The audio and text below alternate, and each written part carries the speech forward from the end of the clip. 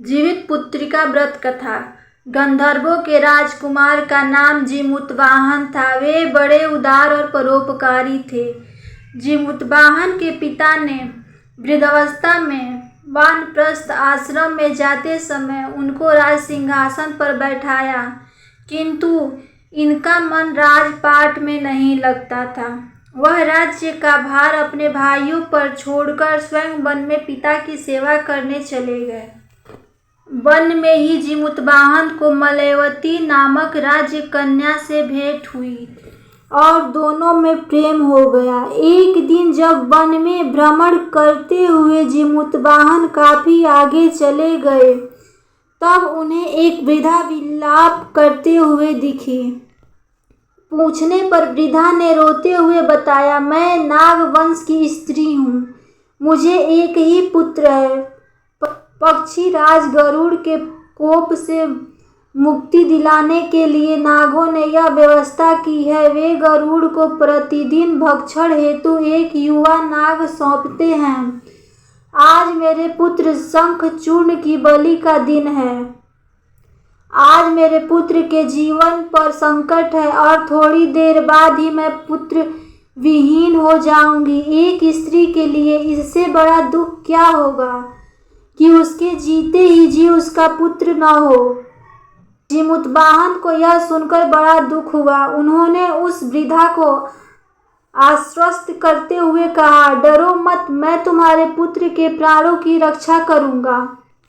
आज उसके स्थान पर स्वयं मैं अपने आप को उसके लाल कपड़े में ढककर विद्यशिला पर लेटूंगा, ताकि गरुड़ मुझे खा जाए, पर तुम्हारा पुत्र बच जाएगा।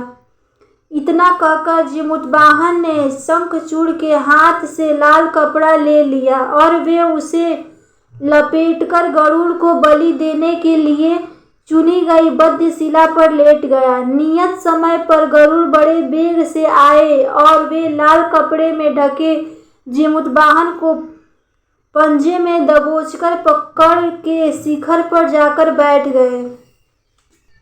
पंजे में दबोचकर पहाड़ के शिखर पर जाके बैठ गए।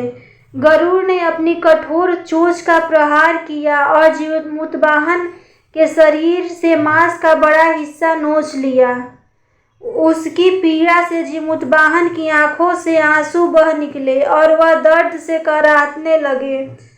अपने पंजे में जकड़े प्राणी की आंखों में से आंसू और मुंह से कराह सुनकर गरुड़ बड़े आश्चर्य में पड़ गए, क्योंकि ऐसा पहले कभी न हुआ था। उन्होंने जीमूतवाहन से उनका परिचय पूछा। जीमूतवाहन ने सारा किस्सा कह सुनाया कि कैसे एक स्त्री के पुत्र की रक्षा के लिए वह अपने प्राण देने आए हैं। आप मुझे खाकर भूख शांत करें। गरुड़ उनकी बहादुरी और दूसरे की प्राण रक्षा के लिए स्वयं का बलिदान देने की हिम्मत से बहुत प्रभावित हुए। उन्हें स्वयं पर पछतावा होने लगा। वह सोचने लगे कि एक यह मनुष्य है जो दूसरे के पुत्र की रक्षा के लिए स्वयं की बलि दे रहा है, और एक मैं हूँ जो देवों के संरक्षण में हूँ, किंतु दूसरों की संतान की बलि ले रहा हूँ। उन्होंने जीमूतवाहन को मुक्त कर दिया। गरुड़ ने कहा, हे उत्तम मनुष्य, मैं तुम्हारी भावना और त्याग से बहुत प्रसन्न हूँ। मैंने तुम्हारे शरीर पर जो घाव किए हैं उसे ठीक कर देता हूँ। तुम अपनी प्रसन्नता के लिए मुझे कोई वरदान मांग लो। तुम अपनी प्रसन्नता के लिए मुझसे कोई वरदान मांग लो।